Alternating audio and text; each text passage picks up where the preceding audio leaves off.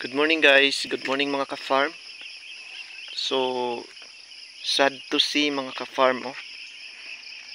Grabe. Dahil malakas yung ulan kagabi at saka hangin.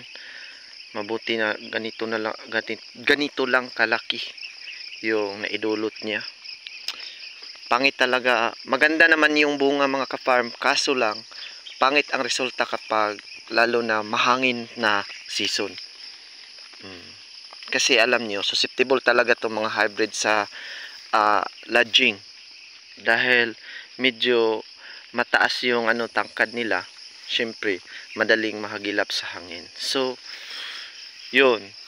Ang pangit i-recommend sa mahanging lugar. Grabe.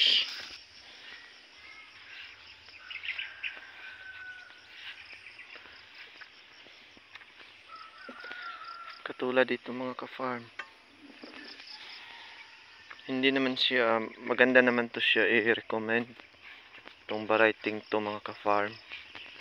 Kasi makikita talaga yung bunga kapag mayroong saktong tubig, patubig, tsaka syempre monitor mo sa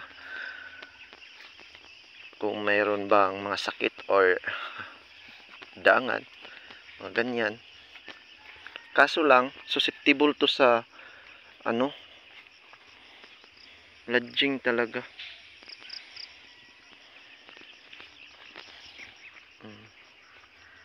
Kung napapansin nyo mga ka-farm ha, meron siyang mga spider web. Nagkalain-laing klase sa web sa spider. Mayroong bumuong bahay, mayroong padaan lang. So yan. Ganyan kadami ang species ng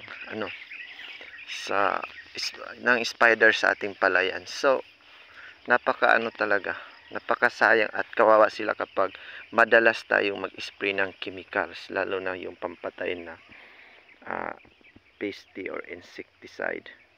So yung na yan mga ka-farm, nakikita nyo ay yung yan, sanhi ng malakas na hangin. Tapos ko na yan pinatindig kahapon.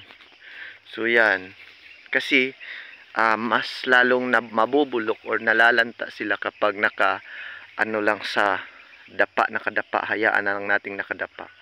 Kawaya yung palay at saka hindi pa siya hinog na hinog at hindi pa pwedeng ma-harvest. So, yun.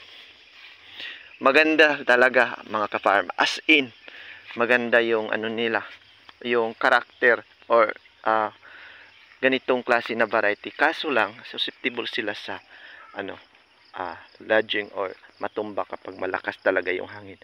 Unlike sa mga inbreed variety nga matibay talaga dahil medyo naman sila mababa, hindi uabot ng isang metro.